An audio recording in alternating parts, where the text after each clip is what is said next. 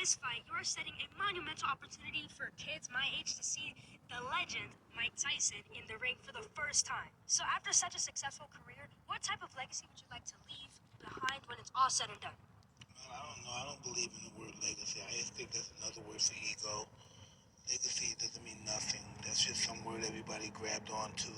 Someone said that word and everyone grabbed on the word, so now it's used every 5 seconds. It means absolutely nothing to me. I'm just passing through. I'm going to die, and it's going to be over. Who cares about legacy after that? What a big ego. So I'm going to die. I want people to think that I'm this, I'm great. No, we're nothing. We're just dead. We're dust. We're absolutely nothing. Our legacy is nothing. Well, thank you so much for sharing that. That is something that I have not heard before someone say that as an answer. Can you really imagine somebody say, I want my legacy to be this way when you're dead? Why do you want somebody to think somebody really wants to think about you? What's the audacity? I think I want people to think about me when I'm gone. Who the cares about me when I'm gone?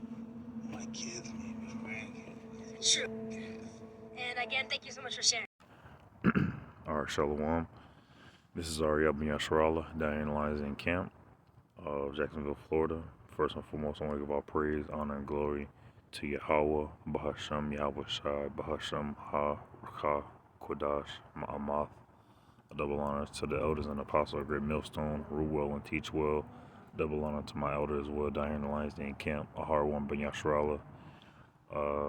And a Shalom and Thawada to the sincere Akim, Aquathim, and Banyim brothers and sisters and children who believe in pushing the truth with sincerity. The video that was just played was a little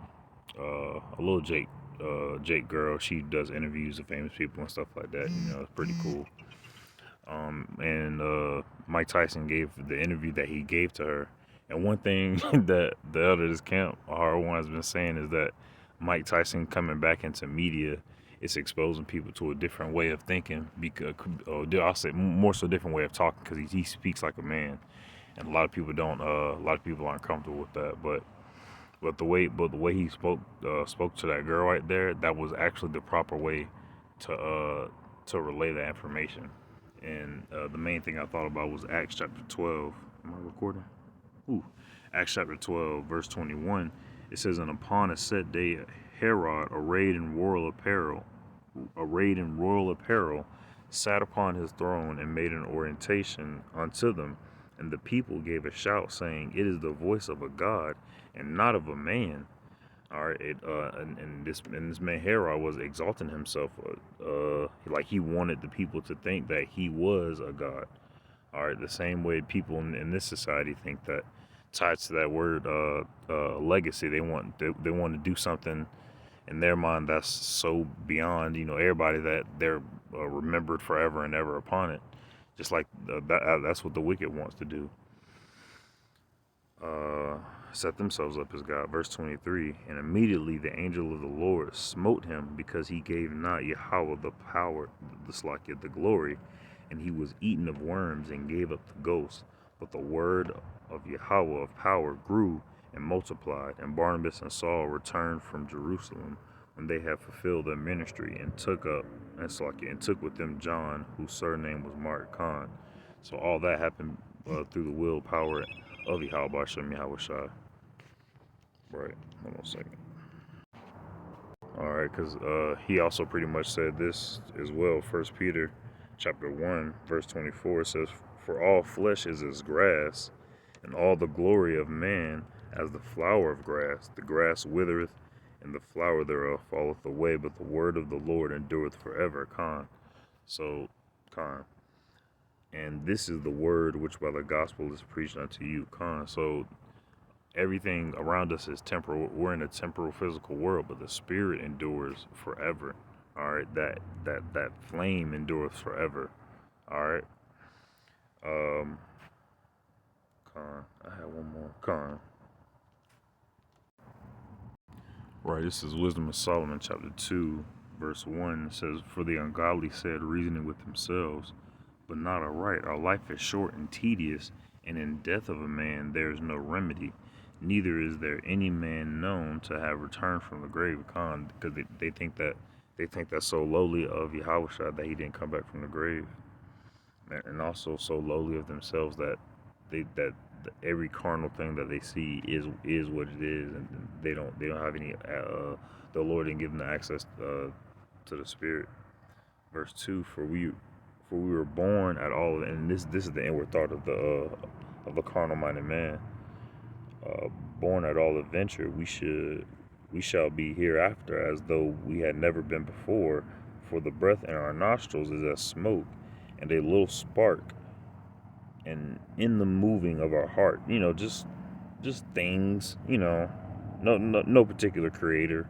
Just creations, but no particular creator.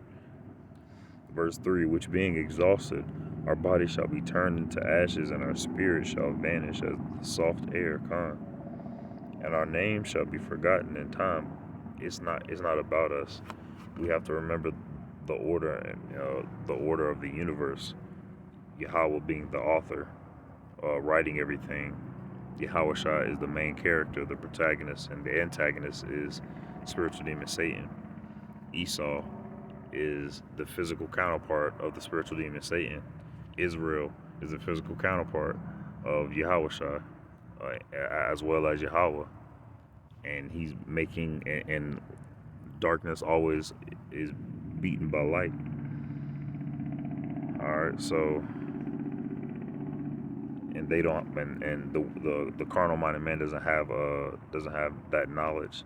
Verse 4: And our name shall be forgotten in time, and no man shall have our works in remembrance, and our life shall pass away as the trace of a cloud, and shall be dispersed as a mist that is driven away with the beams of the sun, and overcome with the heat thereof.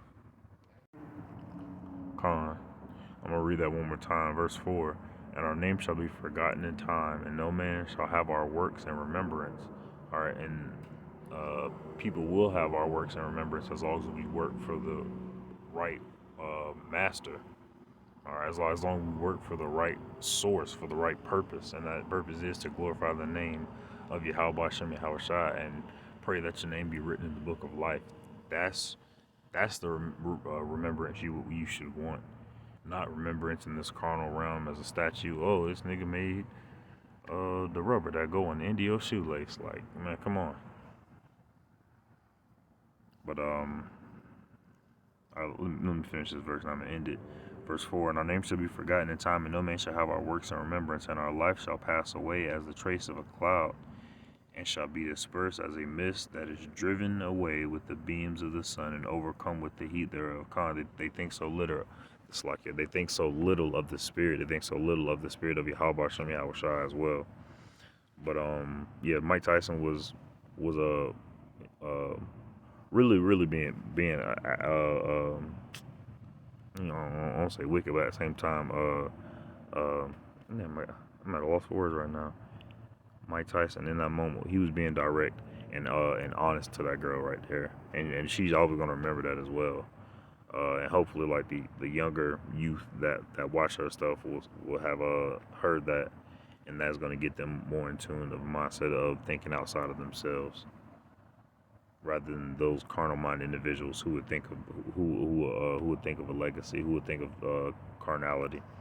I pray I hope this lesson was edifying. Shalom.